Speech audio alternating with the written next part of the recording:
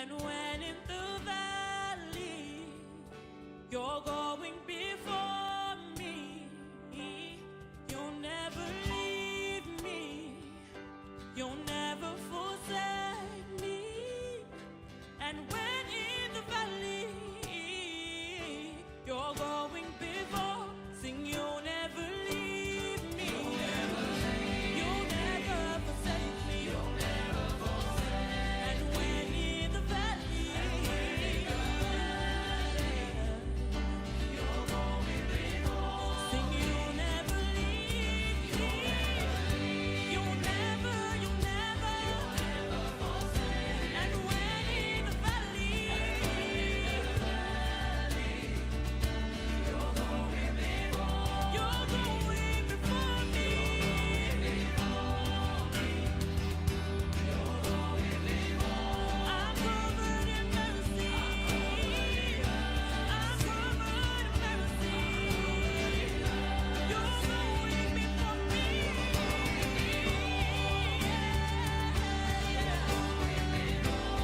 You're going before me. He never fails me. Your mercies are new every morning. Renew your mercies, and even when I think I'm through, Your mercies are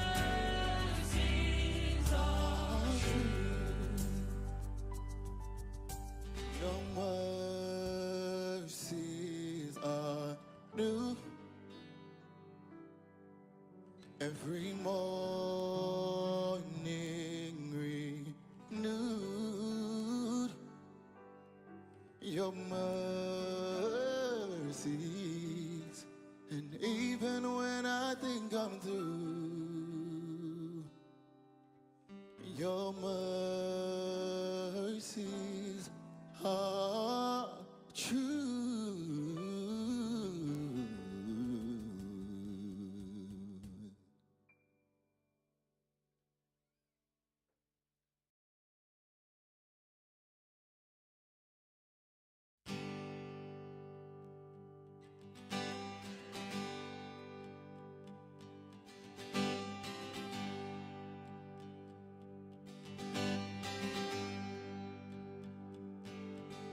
Who can fathom your grace and your love? We haven't discovered a way to sum it up. And even when I suffer and I'm down on my knees, I still believe that your hands within my reach. I still believe that your hands within my reach. Your mercies are new every morning, renewed. Your mercies, and even when I think I'm through, your mercies are true. You show compassion when others don't, and you'll touch the leper when others won't. As you call me close, I'll be at your throne down on my knees.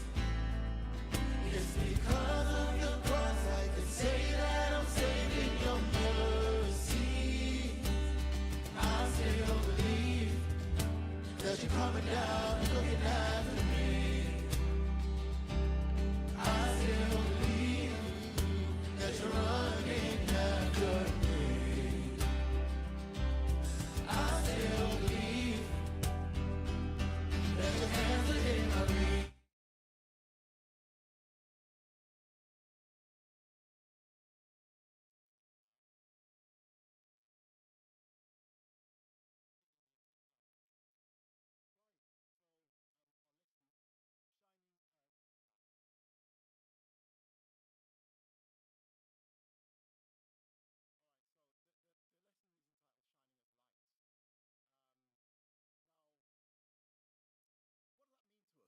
You know, the Bible uses types a lot and symbols to talk about spiritual things.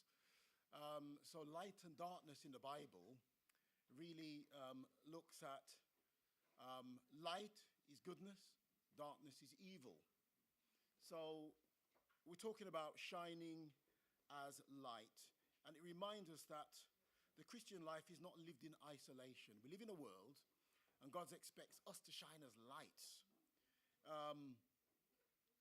He expects us to shine as lights. And what it's really saying to us then is that the world is in darkness, and we agree with that. The world is in moral darkness, moral chaos. And the thing that's supposed to bring light to the world is the gospel, and the Christian is supposed to bring light to the world because the world is in chaos and darkness. There's a passage in Proverbs 4 and verse 18, and it says, the path of the just is as a shining light that shineth more and more to the perfect day. That's the path of the just. It's like a shining light that shines more and more to the perfect day. So believers are supposed to bring light in the world. Can you see the PowerPoint? Oh, it's not showing, is it? Oh, that's weird. It's supposed to be on the screen. All right, I thought you could see it. Let me end the show and start again. I thought you could see it. Right, let's try again. That's better. Right, so shining as light in the night, and that's the Christian. And in the lesson, he also spoke about that the darker the night, the brighter the light shines. So almost like a starry night. So Christians, believers, are supposed to bring light into the world. But I want to start by saying this. In order for us to bring light into the world, we have to have the light in us. And before the light goes to the world, the light has to shine in the church. And this is talking about Christian shining. And as Ines said, the lesson was looking at unity. John 13:35. By this will men know that you're my disciples when you have love one for another. By this, that is a sign. So unity is a sign. And for the believer then to shine light into the world, I will let you ask questions, it's not a sermon. Don't worry. For the believers to shine light into the world, we need the light. And that light comes through Christ. And that light comes through fellowship and unity with one another. No fellowship, no unity, dim light. And that's the issue. If we're going to share the light in the world, we need to be light ourselves. All right. And we've already had the scripture reading. Do all things without complaining. Says, believers, don't complain, disputing, that you may become blameless. So Paul is saying, he wants the believers to become blameless. Don't get caught up disputes and complaining, that you may become blameless, harmless children of God. Without fault, he says. And he wants the believers to be such because they are in the midst of a crooked and perverse world. Just imagine that the person with the torch who is leading the party, his light goes dim or his batteries run out. That's serious because he's the person with the torch. And the believer brings light into the world. So God called his people to shine as lights in a dark world by living lives shaped by Christ's humility and obedience. And I want to pause here for a second. He says, he called his people to shine as lights. Because when you read the Bible, it says the world is in darkness. Darkness. And the Christian is what brings light and helps us people to see, not to stumble. The gospel is light. In a dark world, by living lives, our lives should be shaped by Christ's humility, obedience, and love. Therefore, if my life or our lives are to be shaped by Christ's humility, obedience, and love, we have to practice it. As he said, when we study the word, it's not so much so about information. We all know a lot of information. We're Adventists. We know a lot of stuff. We do. And some of us don't need any more sermons. But what we need now is to practice, to live what we know. That's the thing. Adventists know a lot. But we have to internalize it and practice the things that we have learned. Right, let's move on quickly. Jesus says, I'm the light of the world. He who follows me shall not walk in darkness, but shall have the light of life. So we are supposed to be lights in the world. Jesus said, I'm the light of the world. If you follow me, you're not going to walk in darkness. You'll have the light of life. We will be a light. We will have the light. We will have the truth. And we'll share that light with others. So you and I are the light of the world. Where does that light come from? This light of the world, where does it come from? God? Anybody else? Kenneth? Please, yes, a mic's going to come out. We're going to try and have a discussion. So this light then, the believer is the light of the world. And Kenneth, is it your light? Is it my light? Is it the church's light?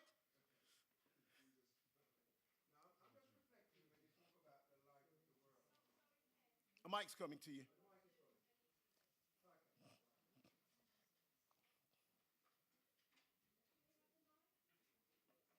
So as the mic comes then, the mic's coming to you. Yeah. We got the mic. The mic's coming. So we got this idea then that the world is in darkness and the world is deficient of light. And that Jesus is the light and he's also got light bearers. 1, 2. Kenneth. Yeah, you're talking about light, and the thought just came to me. We studied in our lesson last year when Moses went up, when God invited him up into the mountain, and he was up there for quite a while. When he came back down, they said his face shone so much that they couldn't look upon him. Yeah, wow. It's a good, clear example. When we get close to God, our life should shine so much that people can see the light of reflecting from God. Not our light, as you say, but the light reflecting from God. And that only comes when we have that close union with God, as Moses had that close union with God in the mountain. That's a great example there, Kenneth, that Moses up in the mountain and he came down reflecting the light that he had received. And in a sense, when we're talking about light, I'm going to come to you, Raymond. When we're talking about light, we're talking about truth. We're talking about the beauty of Christ. So, for example, believers that have been in Christ's presence should emit his character. That's what we should do. We should be emitting his character. We should be shedding forth that light to the world. Raymond. Mark, you say to me that you should... I want to comment, not a question. Okay. No, you cannot question, actually. Keep it short. The light, what you say you should put to practice. How are you going to practice that? And what example have you got you can put that to practice? Take the Good Samaritan. Take the two people who passed him by. Was it the lawyer and the Levite or whatever it was? They passed the victim. But putting the light of Christ into practice was demonstrated, I think it was a parable, by Jesus, by what the Good Samaritan did. Now, if you could live that life, Mark, and testify of being a Good Samaritan, I really would be impressed. Thank you, Raymond. Now, I'm going to come to Jennifer. Thank you. When we say being a light, I spoke about putting it into practice because, you know, we know so much, but we need to do more with the much we know to share that light into the world. Jennifer? Yeah, I was just going to say, in Matthew 5, verse 14, it says, "You are the light of the world. A city that is set on a hill cannot be hidden." Yeah. And it just brings to mind the fact that if we are children of light, we are following God, who is our source, we will be exposed. And that is exactly what is supposed to happen. Yes. We are supposed to be so bright in this dark world that we expose the truth. Before I come to you, Ken, thank you for that, Jennifer. We should expose the truth. And also, we're supposed to stand out because if, in a dark night, one ray of light will punctuate the darkness. Just one ray of light will make it's its contrast is so much that it will stand out.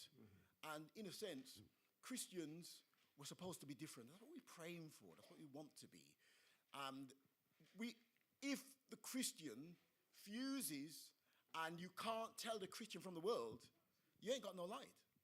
Because we're probably partying a bit, nominal Christian, kind of bit of boogieing and stuff like that, bit of alcohol. It doesn't matter that much. I believe in Jesus. It doesn't really matter.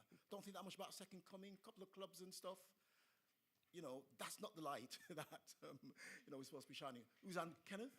Yeah, another quick illustration I can remember is the fact that we are looking at that screen up there, but you can't see the electricity going into the screen, but you can see the light. Yes. So it is with God's grace. When we come close to God, that the electricity, His grace going through us, then people can see the light shining in terms of our life. Just as I say, you can see the big screen, but you know that there's a power behind it. Same with us when we come close to God. There is a power behind us, shining through us to others. Thank you, Kenneth. I'm going to come to Inez. Was it Every, then Inez? And just to say now, I want to say this. Every quickly and then Inez. Sorry, I'm not sure if I got the right order. But just before you say, when we talk about this light, though, and us being this light, and us wanting to emit this light, it doesn't come with me exalting myself. It comes with absolute humility, brokenness at the feet of Christ. That's the only way I can really become a light. If I want to exalt myself and be somebody, we can't be anybody in His presence. The way to become somebody in Christ is to become nobody first. Seriously. We become nobody, and then Christ and His light can be in us. Every then Inez. Yes, my brothers, the Spirit is moving this morning because you come up with the same point as what I was going to say. It's coming with humility, right, for us to reflect that light. And from once you link up with light, which is Christ is the light of the world, we will reflect the light. Our life will reflect the light. But what you just said, humility, and we got to surrender ourselves. That's exactly what I was going to say. Okay. Inez, then I think Sister Lawrence. Jennifer said the right thing, that we are going to illuminate and we're supposed to stand out. Yeah. I was speaking many years ago to an Adventist in London, and they were telling me that at their place of work, their supervisor was an Adventist as well. So they thought it was going to be a great environment and the light was going to shine. But it's the worst environment they've ever worked in. And the boss, who was an Adventist, was so spiteful and mean and treated the staff really, really bad. And the fellow workers said, "But I thought she goes to your church. How come she's behaving this way when she's supposed to be a Christian? Shouldn't Christians be different?" Anyway, time passed